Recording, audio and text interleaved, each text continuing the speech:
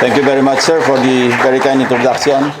And if I may share with you a little secret, Mayor, Senator, Secretary, and almost President Fred Lim was the one who inspired and motivated me to be tough, at least trying hard to be tough. President Jackie, the star-studded Rotary Club of Manila, and that should spare me from mentioning your names because we might consume all the time mentioning all the names here. A crowd like this always evokes a strong feeling of sentimentality. Like most of you in this hall, I am certainly at the point in my life where I often turn my gaze back over the past and see if those years have really mattered, not only for myself, but for the people who have entrusted me a seat in public office, and for my country that has given me so much in my present life. As if a nudge to my consciousness, I came across a scathing remark from an American journalist, James Fallows, about the condition of our country in his article written in 1986. In his words, which I still find fitting to this day, and I quote, "Practically everything that is public in the Philippines is neglected or abused."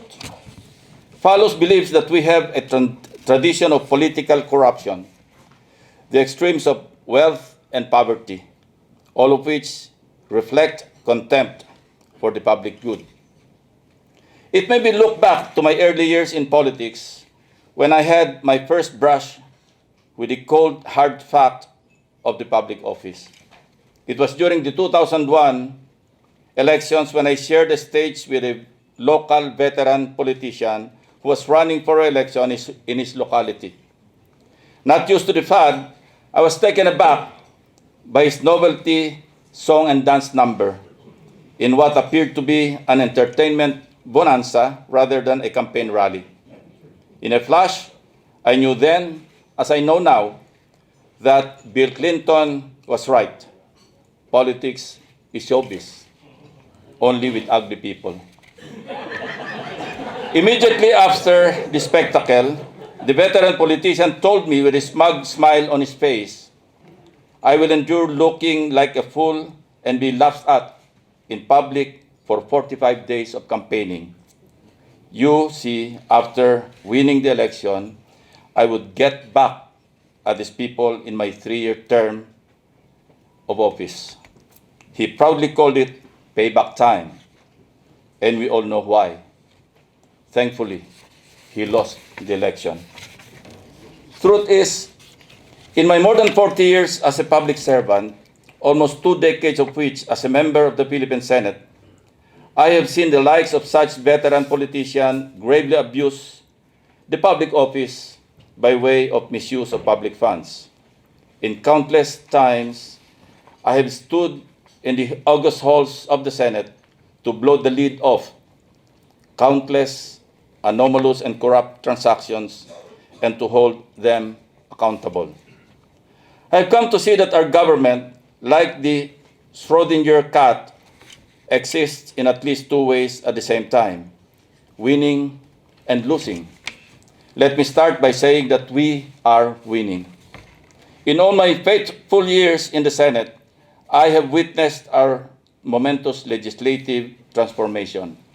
In fact, the legislative measures that we had worked very hard for, as did the past Congresses before us, finally came into fruition in the past 3 years after decades of hurdling the legislative mill. I'm speaking of 3 landmark legislations: the Philippine Identification System, or PhilSys, universal health care, and the universal access to quality tertiary education, which were finally enacted into law under the present administration, particularly during the 17th Congress. These laws are monumental because they are crafted to respond to the grievances of our people. They also address our pressing societal problems that have been hampering our development for as long as we can remember. We can only imagine. Without our institutional national ID, we would still have 33 different identification cards issued by various government agencies. This results in unnecessary and costly redundancies, and worse, exclusion of many poor Filipinos.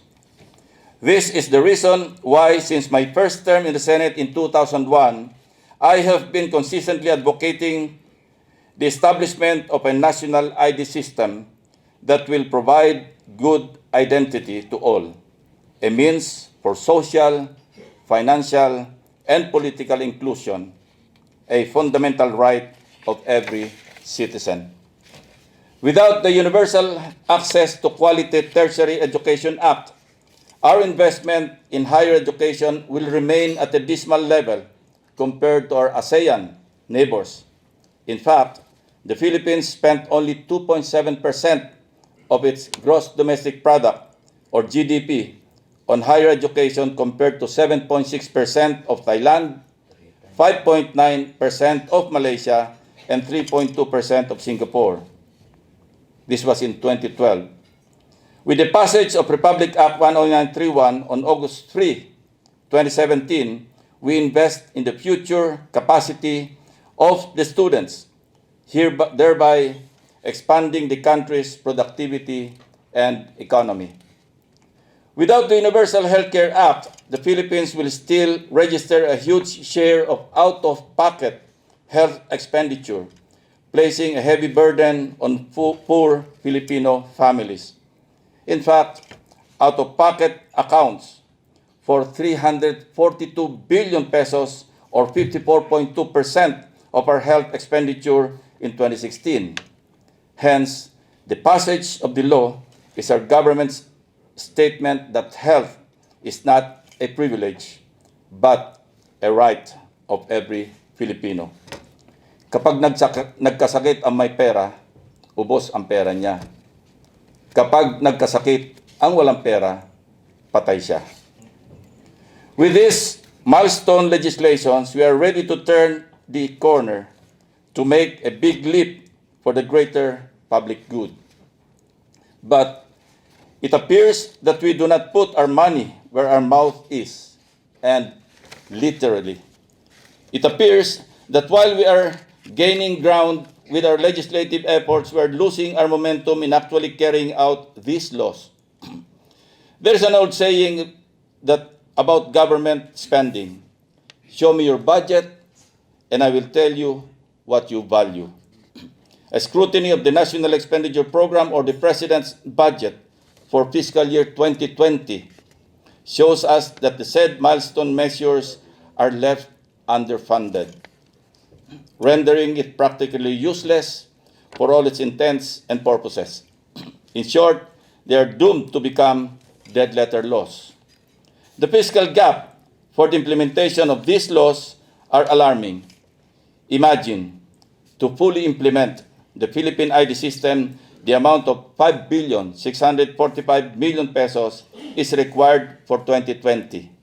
However, only 2.4 billion pesos in unprogrammed funds is allocated for the next year. This means that out of the target coverage of 14 million Filipinos and resident aliens, in 2020, we can barely reach half of only 6.3 million registrants for the national ID. More so, to fully implement the Universal Healthcare Act and cover all barangays nationwide, we need 257 billion pesos, but only 172.8 billion, with a little help from the Senate Committee report, is expected for 2020. With such amount, we expect only minimal difference from the projects already existing and implemented by the Department of Health. The funding for the free tuition is no different. At present, there are only around 412,000 grantees of the program. Considering that there are already 1.6 million applicants from the said or from the so-called Listahan 2.0, which represent college students from the poorest of the poor, and the projected influx of K-12 graduates who may apply for free tuition, the proposed 43.9 billion funding for the program is significantly lacking. We dare ask, where does the money go? My diligent scrutiny of the national budget, as I have persistently done in the past, reveals dismal wastage of public funds. In fact, during the plenary deliberations of the proposed 2020 budget of the Department of Public Works and Highways, I have raised the concern on several budget items of the department's appropriations under the General Appropriations Bill, or the version transmitted to the Senate by the House of Representatives. These items are questionable in nature because they are duplicative of other line items, identified as lump sum appropriations, lacking sufficient details and or physical targets, copy-pasted from requests, quote-unquote, for funding, and contain the silting, declogging, dredging activities previously agreed to be deleted from priority programs for funding due to their inherently attendant corruption, among others. Alas, the DPWH initially recognized that most of the questionable budget items are simply errata, which they clarified in their voluminous 533-page amendment sheets. Errata, based on our understanding and as articulated in my interpellation during the plenary debate on the DPWH budget, should refer only to corrections or typographical errors and miscalculation of figures, and therefore must be clarified. Hence, this should in no way substantively and definitely change the budget items. But what they submitted are mangled budget items which consist of insertions of 1,499 new line items amounting to 47.56 billion pesos and deletion of 1,384 existing projects with a total amount of 45.56 billion pesos. We're talking of wasted monies in one department alone. To my mind, we reach a paradox. We lay waste of billions of monies on questionable projects, but we tighten our belts for programs that matter most.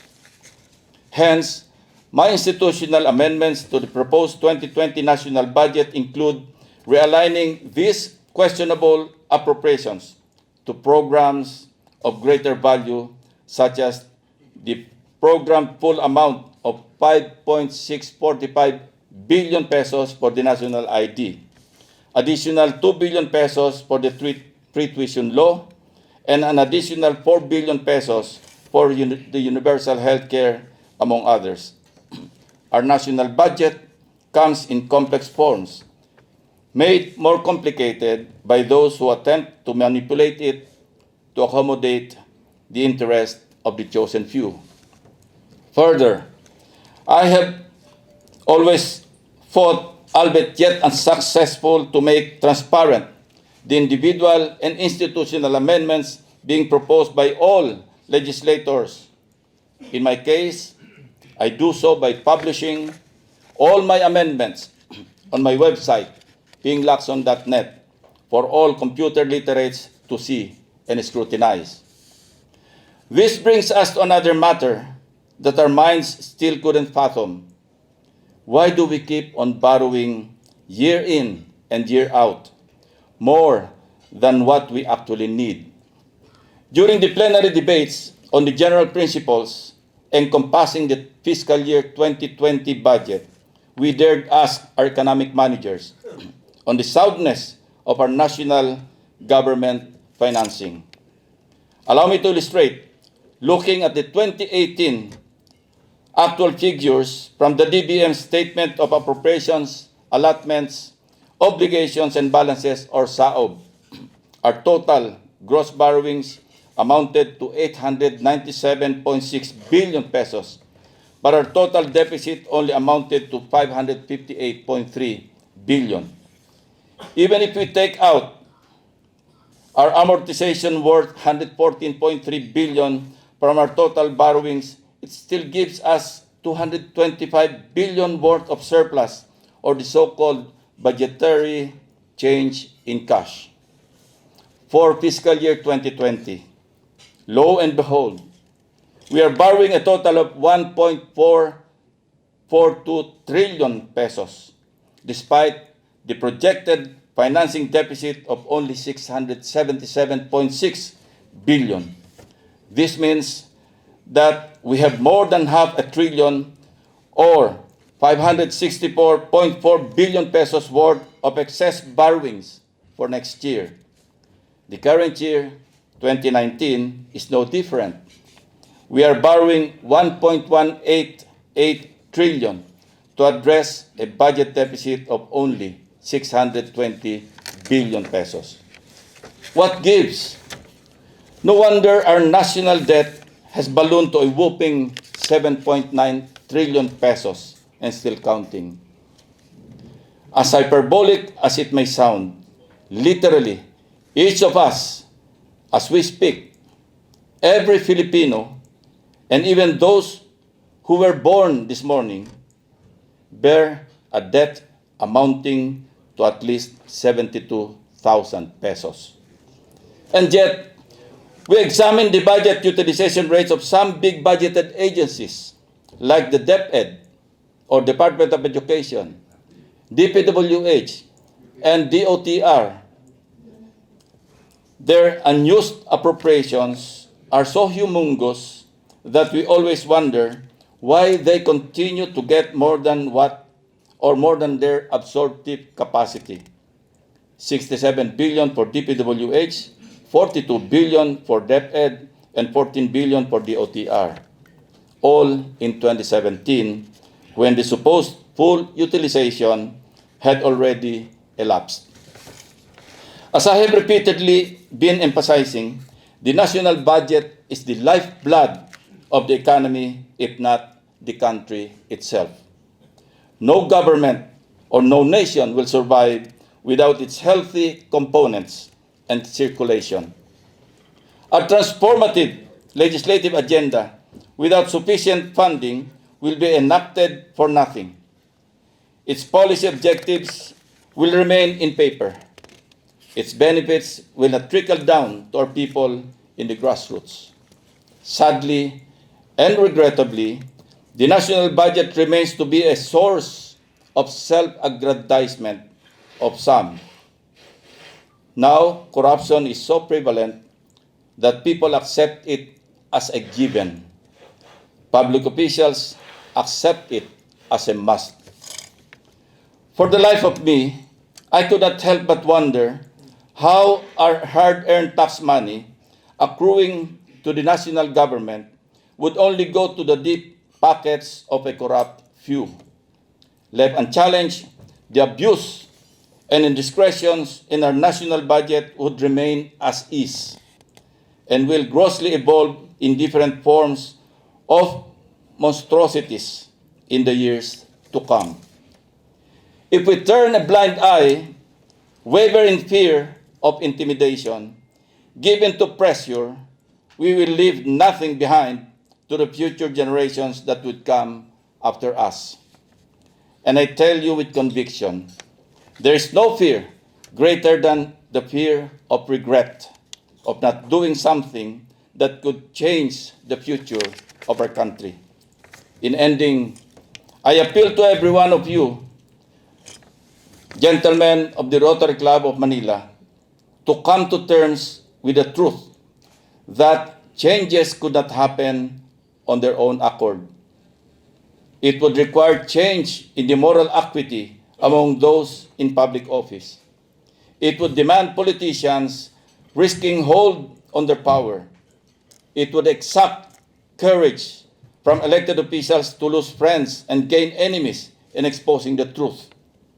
It would require politicians to risk losing what they already have. It would compel individuals such as yourselves to challenge the existing order. May this challenge be etched in your minds and hearts in the pursuit of your goals for our country, individually and collectively. Thank you very much, and advance happy holidays to all.